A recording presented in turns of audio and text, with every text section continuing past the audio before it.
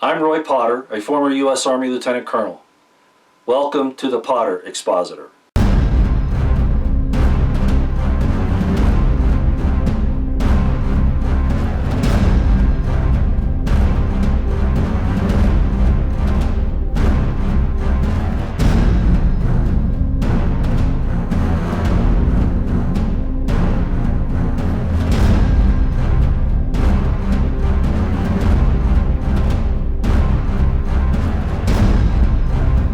Hi ladies and gentlemen, it's August 3rd, 2017, and I've told you that we were going to do a video on how a possible coup could take place, the different aspects of it, and those types of things. Well, if any of you have been paying attention to my Twitter account, and that's where I've been following this most closely actually, because I can get a lot of information quickly in real time there.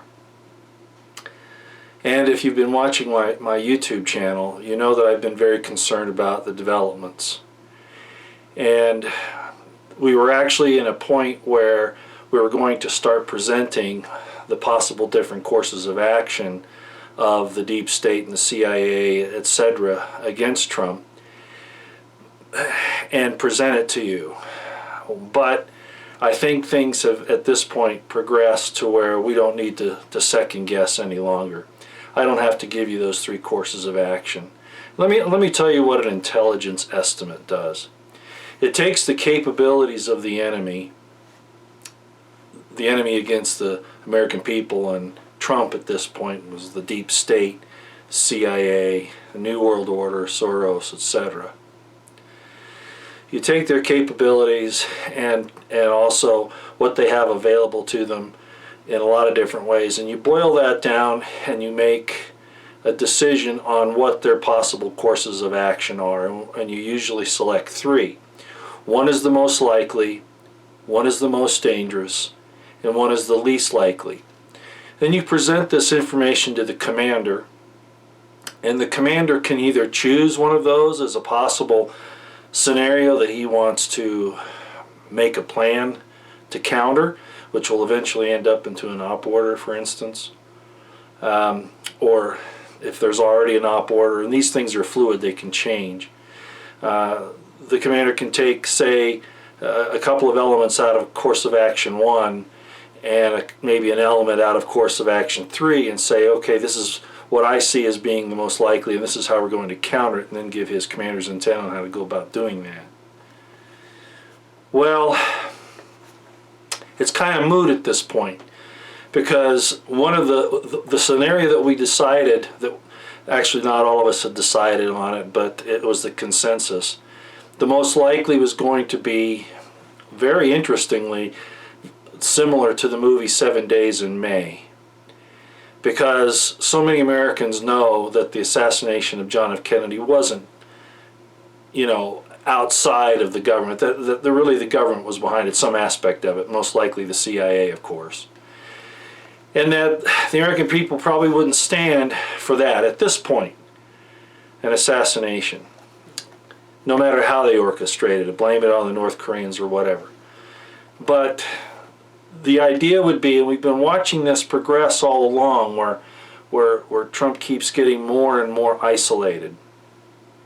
He was bringing deep state people into his closest inside loop and forcing out people that could help him. We saw really the biggest obvious part of that in the last few days when McMaster, in the last week or so, has gotten rid of pro-Trumpers who were giving their estimates about the dangers of Islam and that kind of thing. And if you've been keeping up on the news, you know about that. Well, then General Kelly, who did a great job in the DHS, of course, now he's chief of staff. And while it can be argued that he's closing down the access to the president to protect him, there's another aspect of that, and that's called control of information and isolation. So at any rate, there were a lot of things that were going on, and we decided that with Trump signing the Russia sanctions bill, that in effect that was Trump signing a terms of surrender. That's really what it comes down to. And if you look at how that came about, if you look at the people in the Congress that push this, that want war with Russia, that's going along with the military-industrial complex and the deep state. Not what the American people want. Certainly not necessary from the standpoint that Russia is really an enemy. The fact that the Chinese president did exactly what I said he would do. Many months ago, I said that when he was at Davos last year, he promised that he would get the United States, and particularly Trump, back into the New World Order, that he would do that into the globalization plan.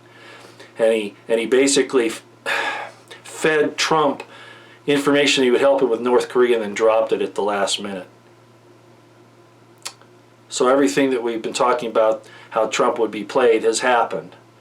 And I would like to think that Trump is superbly intelligent, tactically proficient, etc., but he's a businessman. And not having the support of the military and of his intelligence communities, they've worked against him to Trump's detriment, if in fact he wasn't a player in this all along, and certainly against the American people. So basically there are three phases to a coup: phase 1, phase 2, phase 3, and they go by different names depending upon who you look at, who's discussing these things.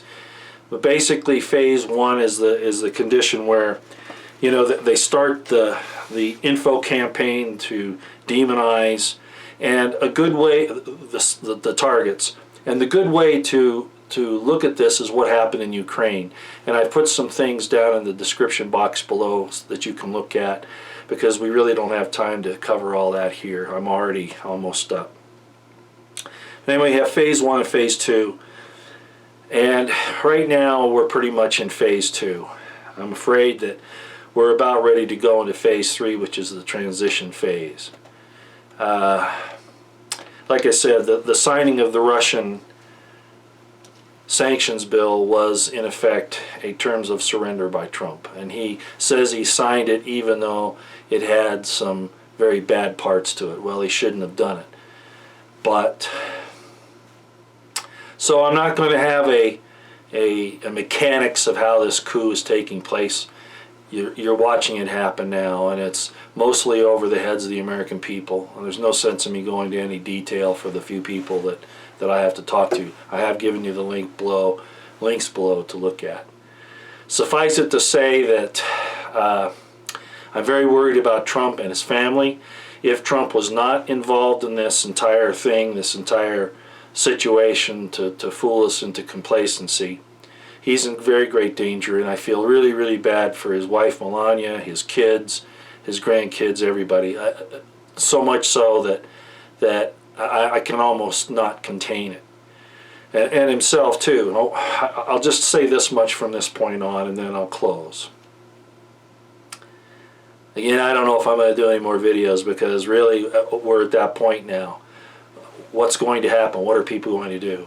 Let me tell you what the possible outlooks are from this point in the transition phase.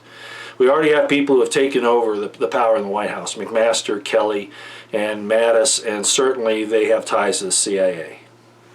It's just the way it is. And they answer to Petraeus, who is part of the deep state and the New World Order. So the power's there. The decision-making has basically been taken away from Trump, despite all appearances and everything else that's going on. Okay? Now they have a situation where they have the symbol of the perfect law of liberty, of independence, American independence, of American sovereignty in the person of Trump and his family. In my personal opinion, I don't think they can allow that to remain. Maybe the defamation will be sufficient in their minds that they can discredit Trump enough that that's all they need, and because killing him or otherwise doing away with him would bring more attention to what's really happened. But these people don't think like us. I had a person tell me a long time ago, he said to me, you know, Roy, people don't think like you do, so I have to make an effort to think like the enemy. And it's served me well in my professional career, both in the police and in the military. Professional, razor-sharp understandings, personal not so much. But I don't think they can leave him alive. Maybe not even his family. So, at any rate, what am I saying? I don't know what's going to happen at this point, but I wish I could say there are battle lines drawn, but it's going to be, it will have to be outside of any hope at this point of having a change in D.C. because of a beachhead there with President Trump. I think that's done and over with. So the coup has succeeded is what I'm saying. The only thing that's left is, what are they going to do with Trump and his family? They will turn on the American people, the deep state will, because we're actually the ones that put Trump in. He is the symbol of how we feel. So they're going to want to destroy that. So look for some very bad things to happen. They're going to unleash some very bad things against us to teach us a lesson not to ever stand up to them again. I think, of course, it's going to go the other way. They're going to find out that, in fact, the people are going to stand up, because the light of God is still getting to us despite their efforts, as I said in one video, their technological efforts and their technocracy efforts to keep us from getting that spiritual communication. It's going to happen because God is more powerful than anything that they can do. But this is the great divide, the great testing time. Spirit of Christ, if you want to call it that, the return of Christ will, and some Christians may not like this, but it's going to first be evident in the people that show that in their daily lives, and in having the discernment of spirit to know the difference between the good and the evil, and to act accordingly. All right, I guess that's going to be it. I don't, again, know when I'll do this. I almost feel like at this point it's not worthwhile at this type of media.